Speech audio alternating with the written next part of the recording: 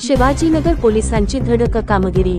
4 घरफोड्यांचा लावला तपास। 3 चोरट्यांना ठोकल्या बेड्या। 73,500 रुपयाचा मुद्देमाल हस्तगत। खामगाव शहरात चोरीच्या घटनांमध्ये वाढ झाल्यानंतर पोलिसांनी देखील चोरट्यांविरुद्ध कंबर कसली। शिवाजीनगर पोलीस स्टेशनचे डीबी पथक देखील चोरट्यांच्या शोध कामास लागली। तपासात पथकाने 1-2 नव्हे तर चक्क 4 घरफोड्यांचा तपास लावला। भौतिक व तांत्रिक पद्धतीचा वापर करून पोलिसांनी तिघांना जेरबंद केले आहे। त्यांच्याकडून पितळी व चांदीच्या मूर्त्यांसह इतर असा एकूण 73,500 रुपयांचा मुद्देमाल पोलिसांनी जप्त केला आहे।